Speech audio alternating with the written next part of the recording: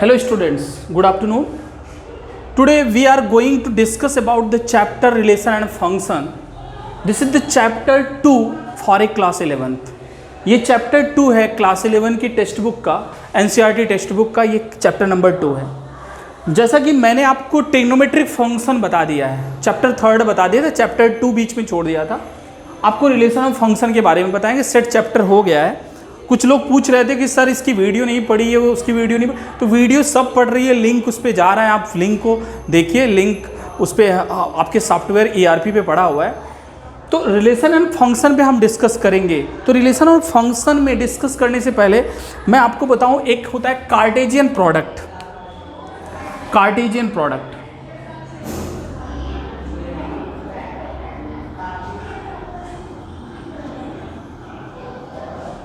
देखिए, आज मैं आपको रिलेशन का इंट्रो बताऊंगा, कार्टेशियन प्रोडक्ट और intro of the relations, introduction बताएंगे। ये इंट्रो, इसका कॉन्सेप्ट अगर आपको क्लियर हो गया तो आप क्वेश्चन को सॉल्व कर लेंगे। तो कार्टेशियन प्रोडक्ट में देखें, मान लीजिए दो नॉन एम्प्टी सेट हैं। जैसा कि आपने सेट में पढ़ा है कि नॉन एम्प्टी सेट का मतलब जिसमें कम से कम एक एलिमेंट हो, ज़्यादा से ज़्यादा चाहे कितने भी एलिमेंट्स हो सकते हैं। नॉन एम्प्टी का मतलब जो एम्प्टी ना हो, मीन्स खाली ना हो, ऐसे सेट को हम क्या कहते हैं, नॉन एम्प्टी सेट करते हैं। मान लीजिए दो नॉन एम्प्टी सेट हैं। एक है आपका let A equal to, set A है 1 2 3 4। एक सेट है लेट A इक्वल टू 1 2 3 4, और दूसरा सेट जो है वो है B इक्वल टू 5 6 7 8। ये दो सेट है। Is it clear? यहाँ पर दो सेट हो गया। एक सेट है A equal to 1 2 3 4 and B equal to 5 6 7 8। तो नॉन एम्प्टी सेट हो गए। A में 4 एलिमेंट हो गए, B में आपके 4 एलिमेंट हो गए। तो A क्रॉस B में Cartesian product A and B का Cartesian product A cross B equal to हो जाएगा, दैट इज 1 1, 1 का 5 के साथ 1 5, 1 का 6 के साथ 1 6, देन 1 7 1 8, ओके। फिर 2 का 6, 2 के 5 के साथ 2 5 2 6 2 7 2 8, ऐसे। फिर 3 का ले लेंगे, 3 का 5 के साथ 3 5 3 6 3 7 3 8।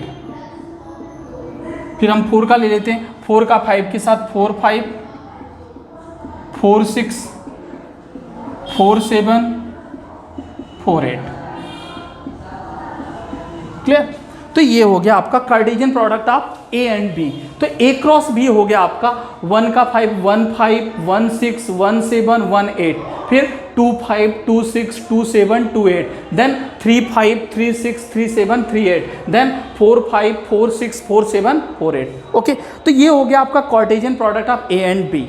तो इसमें जो ये ऑर्डर्ड पेयर बना है कार्टेशियन प्रोडक्ट में, जो ऑर्डर्ड पेयर बना है जैसे 1 5 1 6 1 7, जो इसमें पहला जो एलिमेंट है, फर्स्ट एलिमेंट, ये बिलोंग्स करता है सेट A से, और जो दूसरा एलिमेंट है इस ऑर्डर पेयर का वो बिलोंग करता है सेट B से। सभी जो ऑर्डर पेयर बने जैसे 1 5, तो 1 5 में 1 जो है बिलोंग करता है फर्स्ट सेट A से, और 5 जो है बिलोंग्स करता है, माने सेकंड जो एलिमेंट है वो बिलोंग करता है B से। तो ये Cartesian product of A and B हो गया।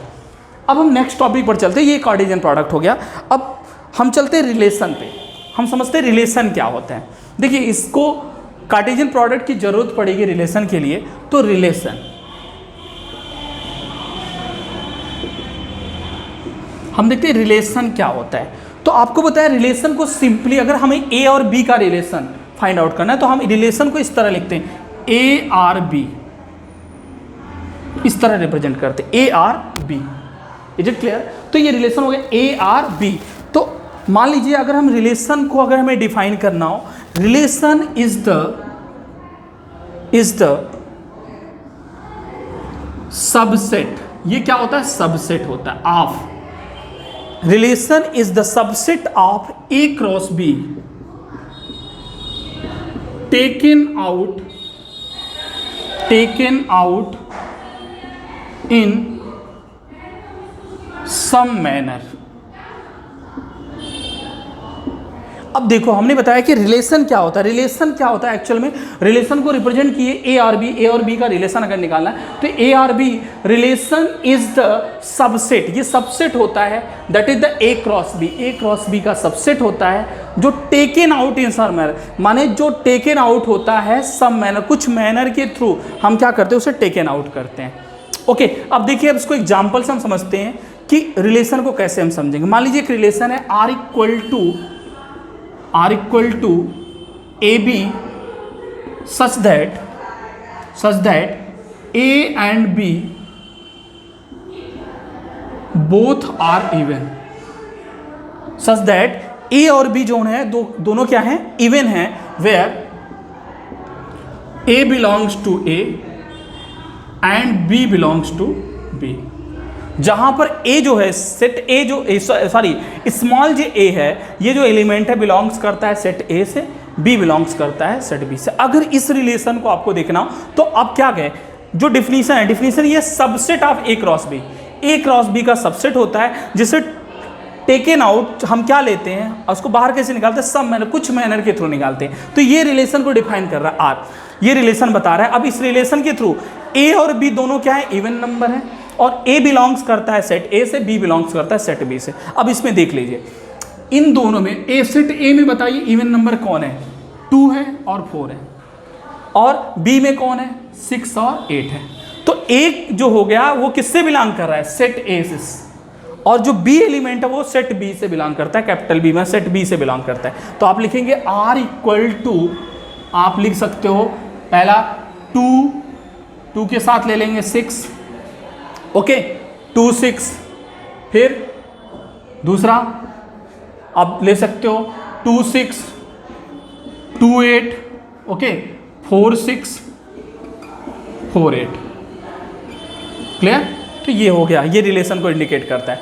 माने हमने बताया कि ए और बी बोथ आर इवन, दोनों इवन है, तो 2 के साथ 6, 2 जो हो गया किसका एलिमेंट हो गया, सेट ए का, 6 किसका हो गया, सेट बी का, 2 किसका एलिमेंट हो गया, सेट ए का, 8 किसका एलिमेंट है, सेट बी का, 4 किसका एलिमेंट, सेट ए का, 6 किसका एलिमेंट हो गया, सेट बी का, 4 किसका एलिमेंट हो गया, सेट ए का, और 8 किसका एलिमेंट हो गया, सेट बी का। ओके, अगर ऐसे ही हमें निकालना हो तो हम रिलेशन को निकाल लेते हैं। अगर कहे कि ए बी, अगर आर इक्वल टू दिया है, suppose that R equal to A B such that A and B, okay A and B both are odd, both are odd, अगर दोनों ऑड हैं, where A belongs to A and B belongs to B, जहां पर ए belongs करता है ए से और B belongs करता है बी से। अब इसको कैसे, अब दोनों कह रहा है ऑड नंबर है, तो इसमें ऑड बताइए, सेट ए में ऑड 1 है और 3 है, सेट बी में ऑड क्या है, 5 है और 7 है। तो क्या लिख सकते हैं आप,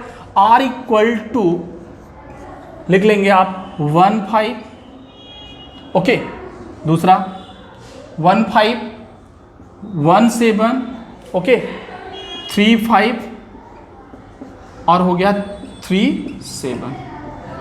तो ये इस रिलेशन को डिफाइन करता है, ठीक है। तो हम समझ गए कि रिलेशन होता है is the subset of A cross B taken out in some manner. अब जो नेक्स्ट वीडियो है इसमें हम रिलेशन के बारे में, कार्टेशियन प्रोडक्ट के इंट्रो के बारे में बताएं, नेक्स्ट वीडियो में हम फंक्शन के बारे में बताएंगे। और आप इससे रिलेटेड कोई भी कन्फ्यूजन हो तो आप पूछ सकते हैं, चाहे वो सेट चैप्टर सेट का हो, चाहे वो चैप्टर आपका ट्रिग्नोमेट्रिक फंक्शन का कोई प्रॉब्लम्स अगर हो तो आप पूछ सकते हैं। आगे हम नेक्स्ट वीडियो में फिर से आपको फंक्शन और फंक्शन रिलेशन के टाइप्स और फंक्शन के टाइप्स आपको बताएंगे।